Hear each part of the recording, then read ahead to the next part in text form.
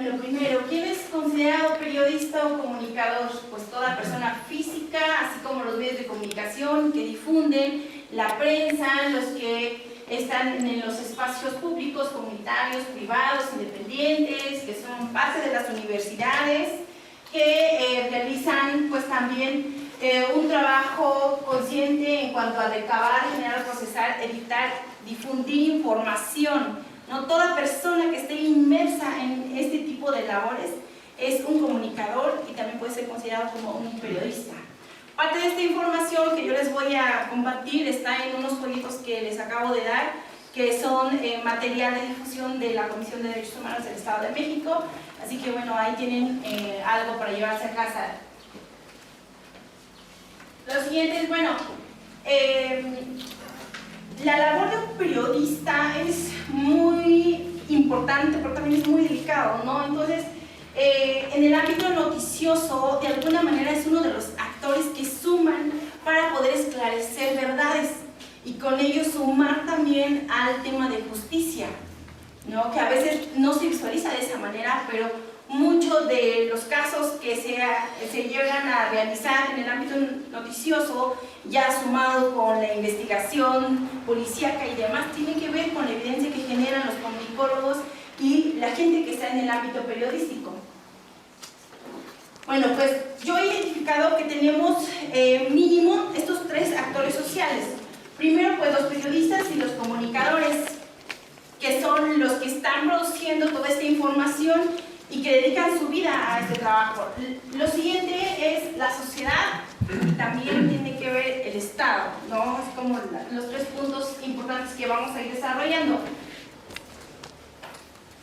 Pues en el ámbito de los periodistas y comunicadores, primero, antes que ser periodista, somos personas.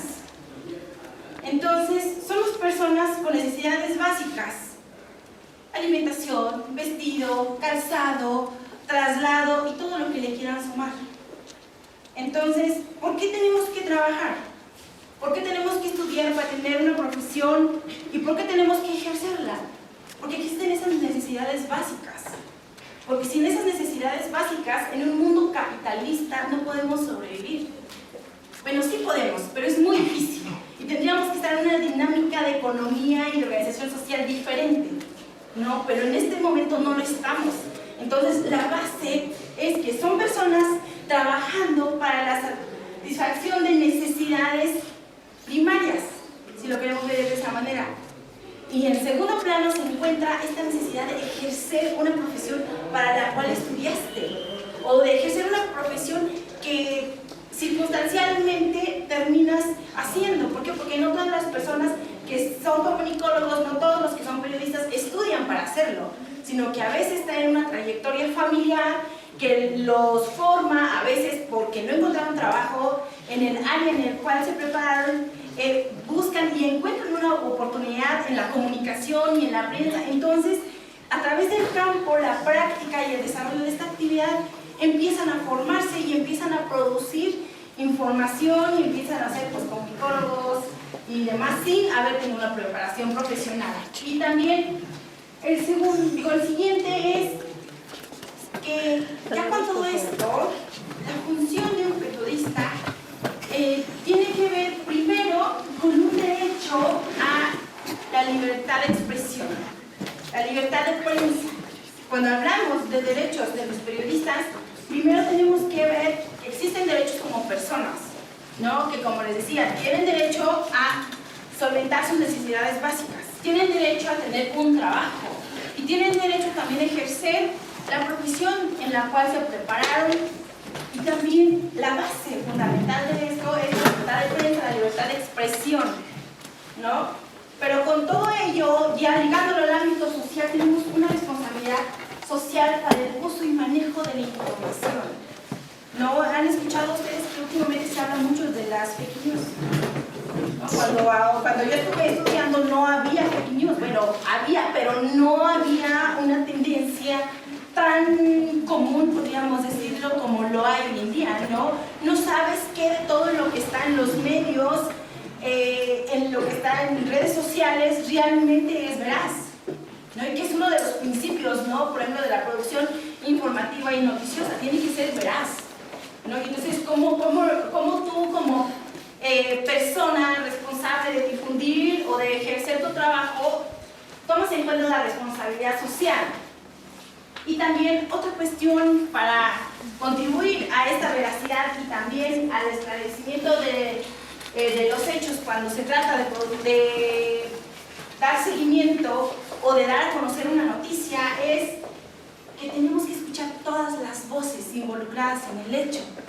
No solamente la víctima, no solamente la persona que está haciendo, no sé, supongamos que está haciendo una demanda, o la persona que fue accidentada, la persona que sufrió una violación a sus derechos, o la persona que, bueno, que recibió, no sé, algún curso importante en el extranjero, que es noticia y hay que difundirlo, o la medicina tradicional.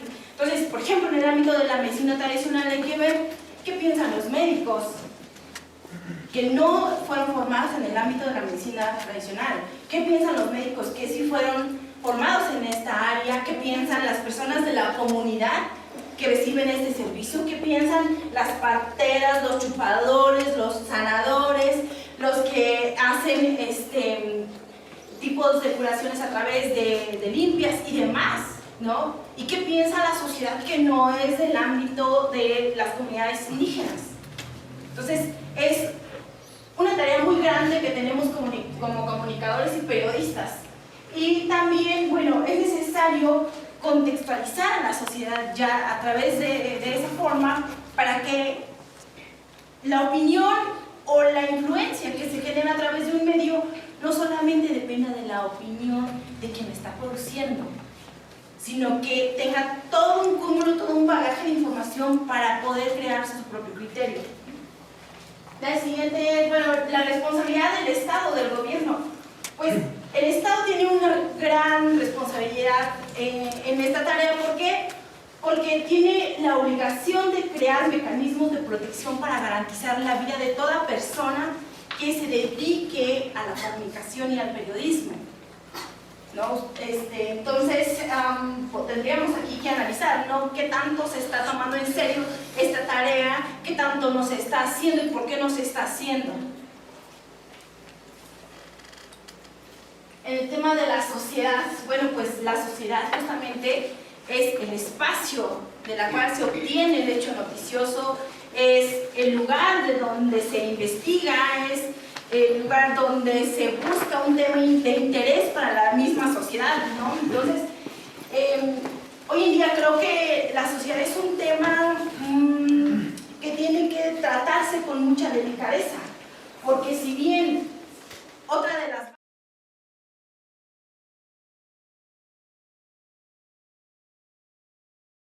Bien, en el tema de los retos tenemos muchísimo que trabajar en esta materia. La primera es que es sumamente necesaria una ética y una profesionalización constante de las personas que nos dedicamos a este trabajo. Una ética, ¿por qué? Porque no puedes difundir cualquier noticia. Y si vas a difundir noticia tienes que ver cuál es el trato más digno de esa noticia. Por ejemplo, ¿qué pasa si te toca cubrir como periodista indígena un tema de violencia hacia la mujer de una comunidad? O hablemos de un feminicidio, ¿cómo lo cubres?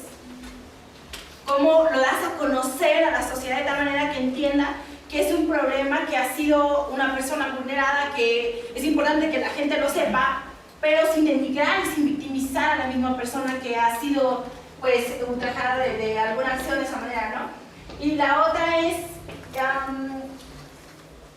el tema de la precarización del trabajo. No es un tema solamente del periodismo y de la comunicación indígena, es un tema general en todos los medios de comunicación. ¿Qué quiero decir con esto? Que no hay un salario justo, que los salarios son sumamente bajos. Mucha gente trabaja sin prestaciones, sin seguridad a su persona, sea enviada donde sea enviada. Entonces, por ejemplo, conozco chicas que se dedican al periodismo en Guerrero, en la zona de la montaña, y ellas tienen que trasladarse solas distancias muy largas para poder conseguir la noticia o para ir a cubrir una noticia, ¿no? Entonces, en este traslado, ellas no tienen un seguro para poderse salvaguardar en caso de un accidente o alguna situación que ponga en peligro su vida. Y también muchos periodistas trabajan como freelance. ¿Qué quiere decir? Bueno, son dueños de su tiempo, son dueños de su vida, aparentemente. ¿Por qué? Porque tienen que producir noticia y buscar a quién se la venden. Y de la misma manera no tienen un trabajo fijo, no tienen prestaciones laborales y demás. La otra es que, bueno, en el ámbito ya de ejercer el periodismo indígena para medios de comunicación que no son de un origen indígena, existe una cuestión donde las empresas no están dispuestas tampoco a comprometerse con la gente que están contratando, es decir, no les están respaldando del todo. Y otro tema muy importante que tiene que ver con la discriminación y que lo vamos a reforzar más adelante, se menosprecia el trabajo de un comunicólogo y de un periodista indígena en comparación con una persona que tiene otra formación y que no se autoidentifica como una persona indígena. Entonces, es más probable que se le reciba la información a una persona que no es indígena que de aquella que sea indígena.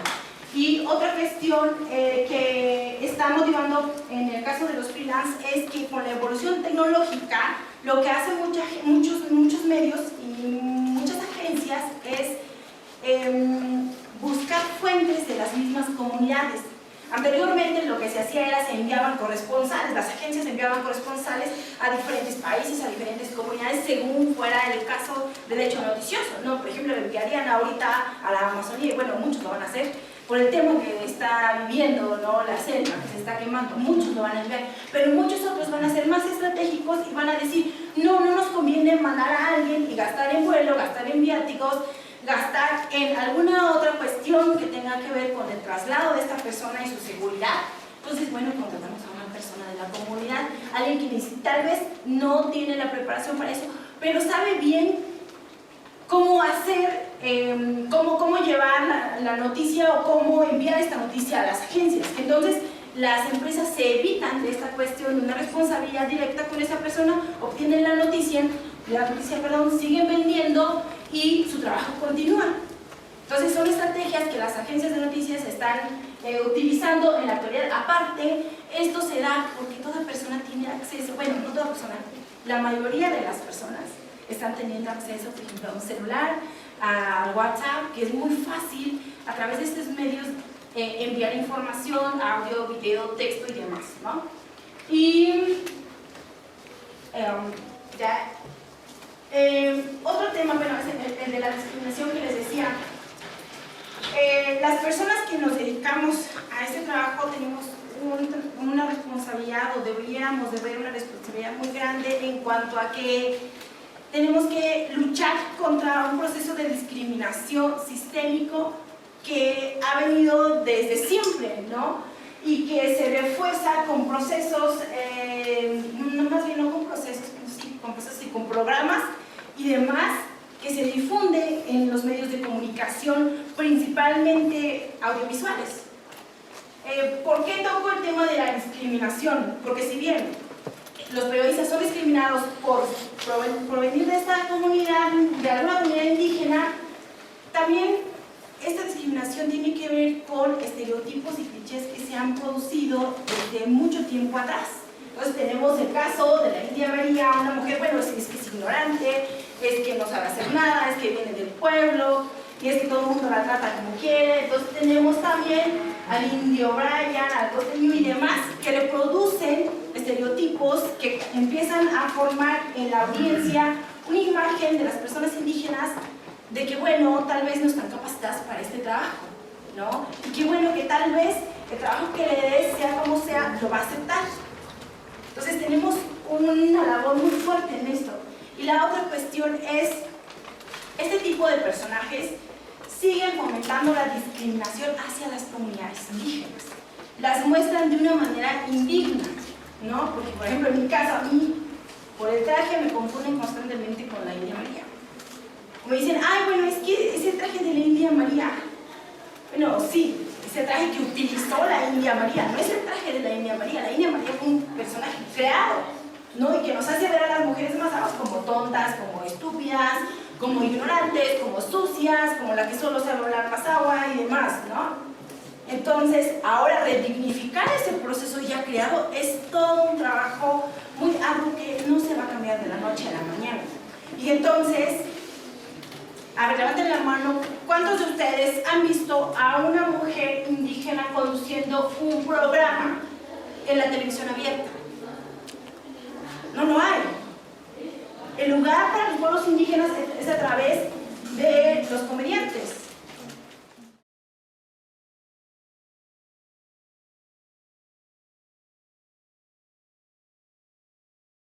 Y tenemos un tema que es el espacio radioeléctrico, ¿no? ¿Quiénes son dueños de este espacio? Primero, los permisos los da el gobierno, las concesiones y demás. Pero no solamente es el gobierno el que está metido en este tema. También están las empresas que dominan el ámbito de la comunicación. Quienes, por ejemplo, dominan también la telefonía. ¿Quiénes son ellos? ¿Acaso a ellos les conviene que el espacio se divida y que ahora haya oportunidad para los pueblos indígenas? Cuando esto sucede son criminalizados. Cuando alguien se cuela en el aire para poder enviar un programa de radio, ¿qué pasa? Son reprimidos, se les quitan los equipos, si no es que pierden la vida. Entonces, realmente, ¿de quién es este bien social? Porque bueno, digo, o sea, por ejemplo, tienes un globo, lo inflas, tiene adentro aire, pero pues el aire no puede ser tuyo.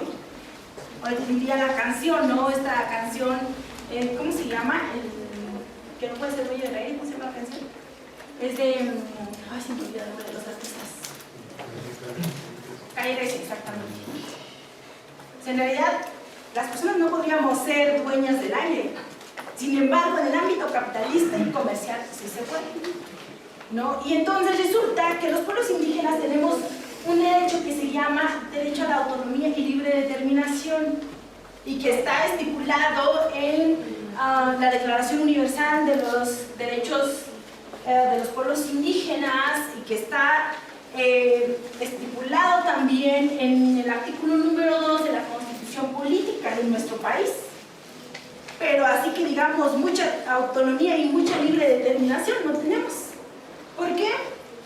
Porque bueno, si se dice que dentro de este derecho los pueblos indígenas somos dueños del territorio, de los bienes que hay dentro de nuestro territorio, de los recursos, pues no, porque primero todo lo que está debajo del suelo es del gobierno. Entonces cuando se le pegue la gana puede venir y puede robárselo, puede sacarlo y demás. Y si te opones, pues bueno, ahí hay algunas consecuencias, ¿no? Y entonces hablemos del aire. En nuestro territorio hay aire, tenemos un cacho de cielo, pero eso no es nuestro, pero sí es del Estado. Pero vemos que pasan aviones y demás, y por aquí pasan las señales del teléfono, de la radio, de la tele, y obviamente no lo podemos ver, pero no, en este derecho de la autonomía se supone que debiéramos llegar a esos niveles de dominio de nuestros territorios como pueblos indígenas, pero no lo tenemos.